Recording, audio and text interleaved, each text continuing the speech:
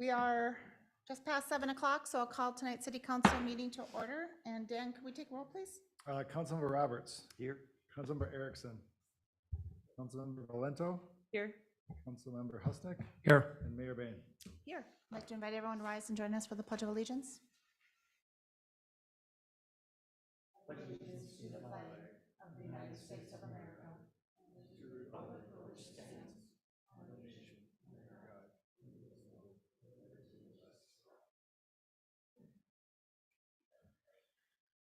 Council, we have an agenda before you this evening. I will entertain a motion to approve or any changes. I'll make a motion to approve the agenda. Second. Motion and a second. All those in favor signal by saying aye. Aye. Oppose? And our agenda is approved. First item this evening is open forum. Open forum is any interested party's opportunity to address council on any topic of your choosing. And Mr. Waller? Thank you, Ms. Mayor. I'm John Waller. I live at 14010 Homestead Avenue, Hugo, Minnesota, but it's still in the Forest Lake School District. And I'm also, for full disclosure, the Washington County Manager on the Rice Creek Watershed District. I'm not speaking for the Board of Managers tonight. I'm speaking as a tax-paying citizen here in this district.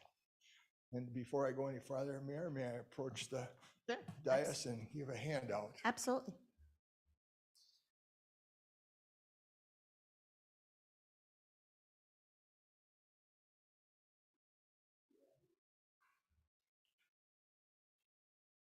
I've already got mine, John. Thank you.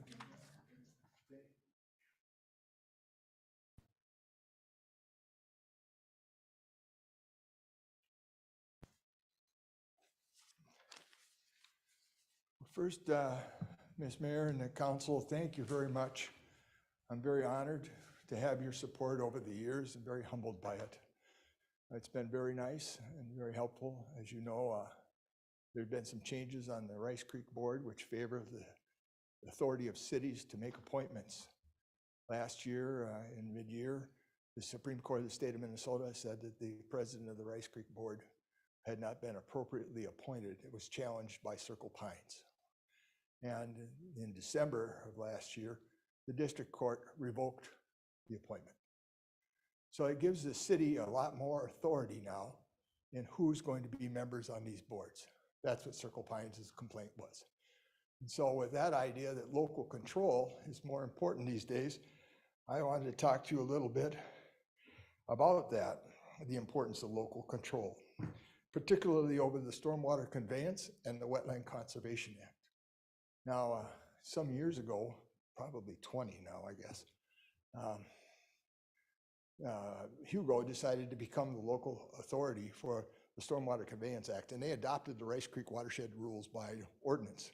And they also took over the local unit of government authority as the Wetland Conservation Act. And there was some hem and hawing by the staff for a while, but after not having to deal directly with Rice Creek over every pedantic matter, they are very happy with that. In fact, we've seen Circle Pines take it up and Mounds View. So I guess we could say there's a movement, although not in large, there's 28 cities yet. So I'd encourage you to sit down and take a look just exactly what is the difference between watershed district rules and your MS4 authority that's granted by the state and that you're required to do. I don't think you're going to find a big difference. And so if there isn't a real significant difference, it brings up the question of why are we paying city tax and the watershed tax for a double service twice. And by the way, the city has the authority here to shut something down if it's not being done. Rice Creek can only go to civil court, and it takes us months. So if the silt fence isn't in properly, the building inspector can pull the permit, whereas Rice Creek, we pay lawyers and engineers for a lawsuit. It's not a good system, but it would be better. So I also handed out to you tonight a copy of the final of the 2022 Watershed District Taxes by Municipality. You will find that Rice Creek is there. You'll also find that this is all of the watersheds that are here in Washington County. So you'll have Comfort Lake, Forest Lake. And you can compare us in Rice Creek by taking a look at your city and running across and seeing where the Rice Creek is, and it's $181,875. And I think when I first spoke in front of this council, it was around 125,000. So it's growing quite a bit. And so I just point that out to you. The second thing I gave you today was a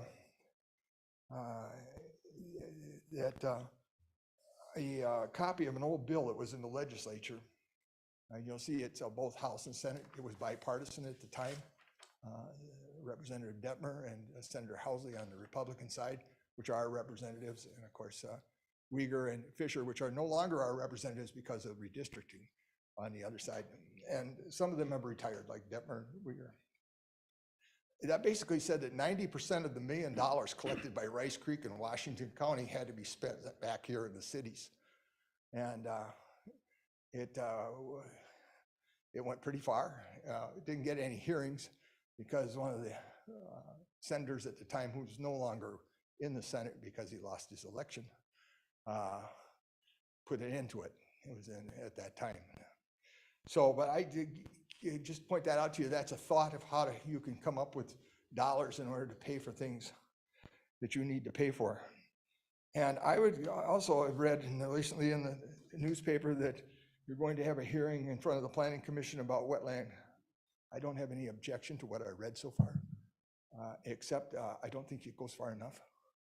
I would ask that you consider becoming the local unit of government and have full management of these wetland credits and where it goes, and especially when you're planning for things and how they do. One of the things that you must be careful about with private wetlands is that once they collect the dollars, there's a maintenance fee on this, and there's no way to enforce the maintenance. They can simply just let the land go back tax title, and the public is stuck with it. You can walk away with $100,000 an acre. You know, that's a lot of money these days.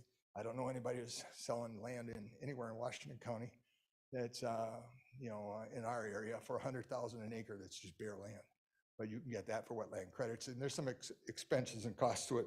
I guess that's kind of most of what I have to say.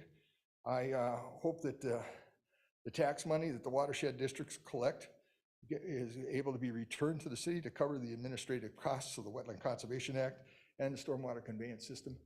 And so I know this is long-term things to be done, but I'm just beginning my career now. I believe this is my 17th year. So I forgot to put in for the pension. What a foolish person I am, huh? So anyways, but thank you very much for this opportunity. Thanks, John. Thank you. Thank you for your service to us as well. Is there anybody else that would like to speak in open forum this evening?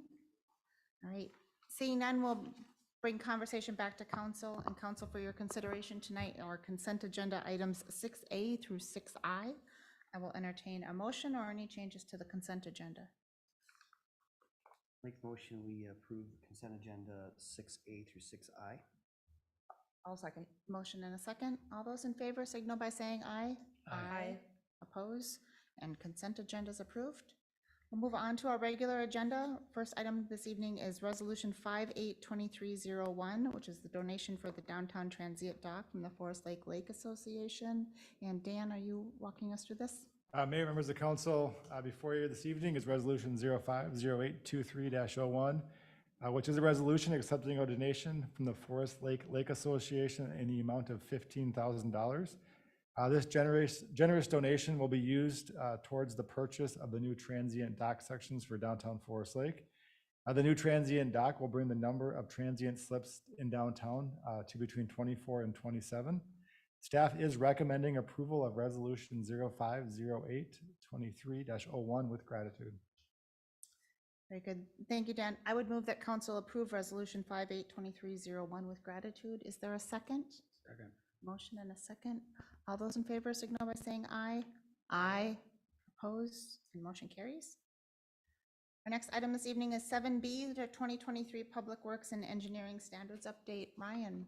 Mayor, City Council, tonight we're here to formally have you guys approve and adopt the 2023 Public Works and Engineering Standards updates that have been completed. This is something we do annually based on things that we see or deal with over the year in construction, and or sometimes MnDOT changes language on how some of the stuff should be worded. And with some staff changes, we want to change the project acceptance form to align with the named positions of staff that we have today. And then some of the private language that was related to private developments, we don't want to have it in multiple places where we had been. So instead of it being truly outlined in the development agreements or in the city ordinance, we just took it out of here, so it's not another area that you might forget to update, and basically just make it truly engineering standards and design standards and materials that contractors would use on private jobs that are going to be in public right away. Now, if it's on a private job, if it's going to be privately owned and maintained, they still have the entitlement to do whatever they want to use for materials that might be differently than what the city would require in public right away. Have standardized materials and design to those, just making sure, like such as hydrants, so they fit all the hoses that the fire chief already has. Storm grates, so if Public Works has one get broken, they just grab another one at the shop or have the same order. So that's kind of what we're here tonight. And within my memo is the outline of the items that are being suggested to be changed. If there's not any other questions, I just request that the city council formally adopt these so we can have these posted on the website and give these to private developers when they're coming into the public infrastructure, and or just to be ready on any subdivision work that comes forward too. Thank you, Ryan. In practice, these are questions that come up from time to time as individuals that are considering projects would have a question, or somebody wonders why are we holding somebody to a certain standard. And so this is kind of our opportunity as council to review them and provide our approval of the standards or ask questions. With that, this, the floor is council's, and this can be as, sometimes this is a longer conversation and sometimes this has been a short conversation. It's really up to us and kind of what our appetite is to dig in. With that, just open up for any questions. Thank you. I read through this thing the best I could, Ryan. It was like 130 pages, something like that.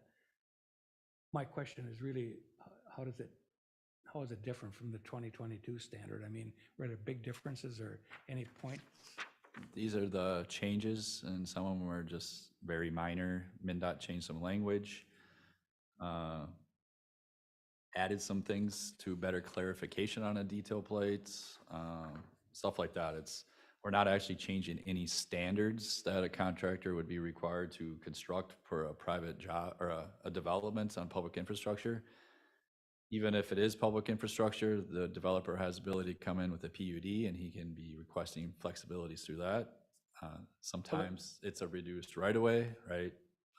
So we already go through that process, through the development process through a PUD. But these are, change RAMNEC to rope to remove specific manufacturer added in ASTM 443. So it's, Well, some material that goes inside a concrete structure, just change it. The reason I asked the question is the fact that the developers and the contractors and whoever have been using this standard for a long, long time. Yep. There aren't really any surprises here. We're just adopting something that's been the standard, so. Any questions or points of clarification, points of comfort? Yeah, just so being the first go around for me on this, these standards are just something that we've had that Bill Bolton and Mink has worked with the city to come up with over the years, and that's where we're at now, except with a few changes. We've had majority of these standards even back in the township city days. And it's just an ongoing document where we want to stay consistent with what's within ASTM standards, MnDOT construction materials test naming convention. And then sometimes here or there's some confusion on what a detail plate might actually be trying to represent. So there's one area where we changed where the location of the elevation is shown. It's stuff like that. We had to change any actual material on anything that we've constructed in the past or any widths. We did change. So on our typical residential road, it's 4 inches thick. We used to go 2 inches and 2 inches. Now we're going 2.5 and 1.5 to get better base supports through the development work. So, all that pounding with construction equipment, we're not gonna break up payment as easy because we're gonna have more strength with a thicker base, but then the developer has less wear course to put down. Trade-off. It's common sense, right? So, Any other questions viewed and Madam Mayor, Don't have I have, anything. I have no problem, based on what we know, it's been around here for a long, long time, that I'd have no problem supporting the new. So I'd make a motion that we do accept the 2023 Public Works and Engineering Standards update as presented from Ryan. motion, is there a second? I'll second. Motion and a second. Any further discussion? Hearing none, all those in favor signal by saying aye. Aye. Oppose? And motion carries. That is the end of our planned action agenda this evening. We do not have a workshop discussion topic on the agenda, which is not uncommon, but just a note for council that we do have a fairly lengthy workshop discussion plan for next Monday. So I would not expect that to be a short meeting and lots of information, I'm sure, to be presented. So what we might give you back in time today, we will take in spades on Monday, I'm sure. Let's move into a staff update with a shorter agenda. We have a shorter number of staff here this evening as well, so let's still do a staff update. Dan, if you want to kick us off. Yep, Mayor, members of council, just a quick update on the transient dock. We're still on track for install prior to Memorial Day weekend. I believe, hopefully they should be here either this week or next week, and I know they're going to be installed, so should be on track. That dock should be in and ready to go before Memorial Day weekend, which was the goal, and we got that project approved, so glad to hear we're still on track for that. Also, if you haven't had a chance, stop out at the Forest Lake Airport. The apron expansion is currently being constructed, and it's I was out there on Friday, and the amount of activity out there is almost mind-blowing how fast they were getting through that subcut out there. So apron expansion's underway, started last week, and they're looking to complete hopefully either late this week or early next week, so that expansion area will be done, and there'll be tie downs that will be in hardscape versus the grass, which is a significant improvement to the airport. Those are my two updates. If you have any questions of me, happy to answer them. Thanks for Dan. All right, Patrick. Yes, since Dan mentioned the dock, I talked to Dave Adams today, and the dock will be in tomorrow. Yay, nice. I'll get tomorrow. Even better. So we'll have that. Last week, I met with the Met Council area representative and talked to her about the interceptor line and transportation, and trying to understand what those plans are going to be, if there are any plans. In particular on transportation, is this around the bus line and? Right, we used to have a bus line. We have an empty transportation center down south. Right now, there are no plans, but I asked her if there are going to be future plans, and can we look at that? I also said if there's no future plans for that, maybe a small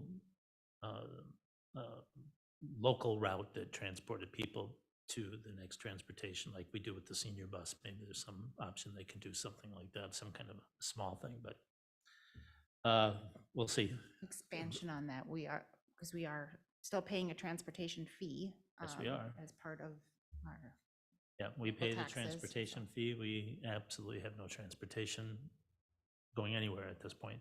Once the pandemic hit, they cut so many bus routes. And so we're trying to get that back at least to here, or at least a local route that may transport our seniors or anybody down to the next stop, something like that. Again, we'll see. So I thought that was an important contact there. I have no updates on what the legislative body is doing. If you guys know better than I do, or can tell what they're doing, you're better people than I, because I have no idea what's going on there. Keep trying, though. I'm not even hearing think about what's coming up. I'm not even hearing bonding bill even being listed. And of course, I'm only seeing major media, but. Yeah, there is the no time mention when of even- bonding bills at all. And that's unfortunate if that's the way that goes. And then as the mayor pointed out, next week, next Monday on the 15th, we have an update on the 10-year plan, which will center on park projects and building needs. That'll be the final two pieces of the 10-year plan. We'll try to summarize all that together. I also asked that to beginning next week, to start budget discussions and the council priorities. If there are priorities or you want things that may be included in the budget, please start to make your list. Let us know what those are. That's Monday. Next Monday, if you get them, I will ask you again for the next couple of workshops if you have them. If there's anything that you want, anything that you particularly see necessary that we don't provide, or anything that we shouldn't provide, which I don't believe there's anything we can cut, but if there's additions, please let us know so that we can calculate those, see if they're A, necessary, B, if they're affordable. So if you have your lists, just let us know. That's all I have. Excellent. Thank you, Patrick. Amanda? No updates. And Ryan? No updates unless you have any questions. Start with council updates. Start with Councilmember Roberts. I attended the last planning commission meeting, a couple good projects moving forward. The one that had the most, I guess, attention was this gas line situation that they're proposing. And I guess a question more than an update is that something ultimately council will decide on Yes. to allow that? And do you know what that time frame might be?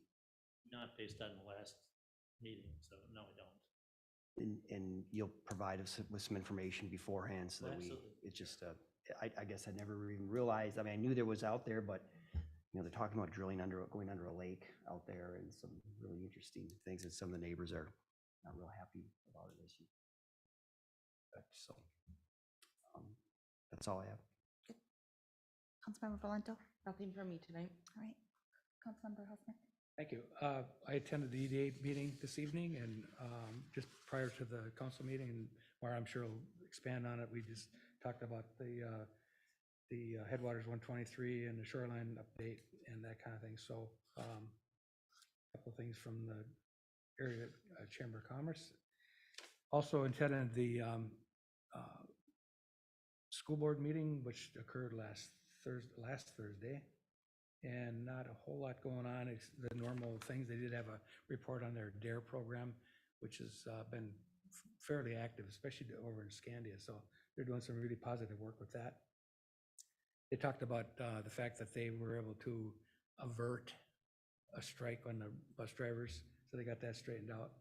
And then they received about $16,000 total in donations. They had about 3 retirements, and they had one policy thing that had failed a vote, but and I didn't really follow up on it to find out exactly what that was all about, but that'll be the end of my report. So thank you. Just a couple quick updates from me. I attended the Joint Fire Board meeting last week. Chief Newman provided us with an update on just kind of the 2022 year-end review, and then started in on the conversation, kind of prepping for budget around just kind of the need for overall continued focus on wage parity and making sure that we've got an attractive wage level that is maintaining it also, well, that is retaining our current strong firefighting staff, but also allowing us to recruit as we need to expand. I think council will recall, and I was just helpful for me to just remember this as well, that we had talked about a multi-year plan that would ultimately move us from current level of firefighter wages, which were in the teens and thankfully now are closer to in the high teens, to something that would over a number of years move us into something where at least the hourly rate would be benchmarked based off of a patrol officer. Certainly the dollar numbers are much different just because it's a paid on call position. But you know, we had committed to starting that plan, and we had made a substantial increase last year. But also it was just helpful to have the reminder that there is another potential, you know, hourly substantial increase coming. Now from a budget standpoint, it's not giant because we're talking about, you know, a very limited number of hours. But it is as we talk about lots of shifts happening in the budget, is another area where we are trying to get caught up, and we had started a plan, and I think it's just helpful to keep that in mind as we're thinking about budget for this upcoming year. Chief always does a great job of reminding us that the alternative is to move from a paid-on-call model to a full-time staff model, which is, $2 to $3 million a year. And so I think it's in our interest to find a way to make this work. And the conversation at the fire board was just kind of setting the groundwork for some more detailed budget conversations coming later this year. And then as Councilmember Husnick mentioned, had a good EDA meeting tonight, really just on updates, providing background to new EDA around some of the history of what we've done with the Headwaters 123 projects, and then also really showing us some of the drawings that have been done, just to illustrate some of the different platting options for different development projects.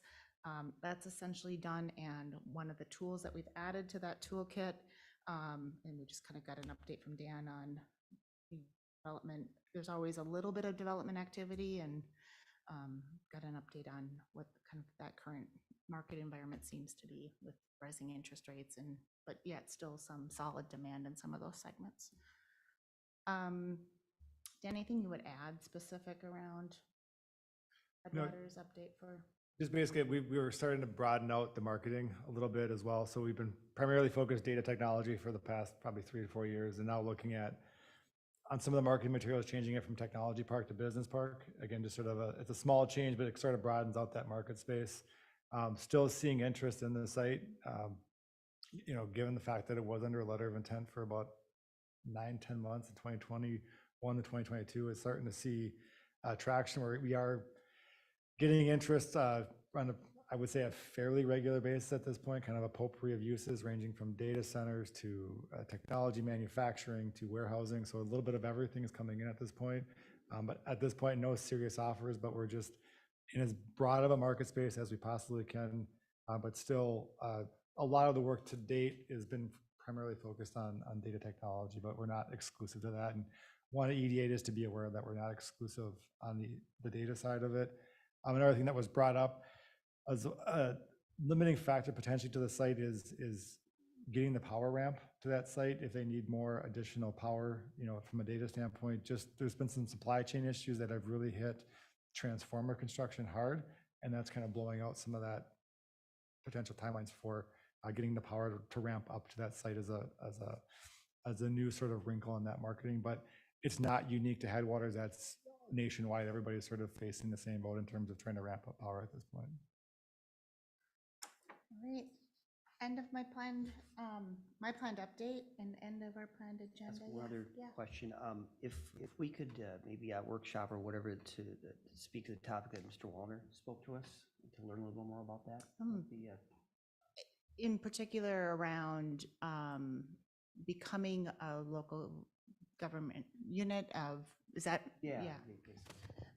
You talked to us on many topics, so, but more of us taking a more active role in water management, and it'd be interesting. So to that point, I think and just kind of teeing up the discussion, it'd be interesting to understand kind of the difference of how we are run versus kind of illustrating side by side what happens, for example, in a Hugo, and how that gets funded ultimately.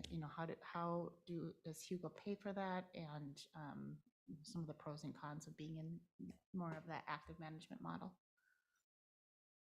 I think it'd be helpful for council to understand,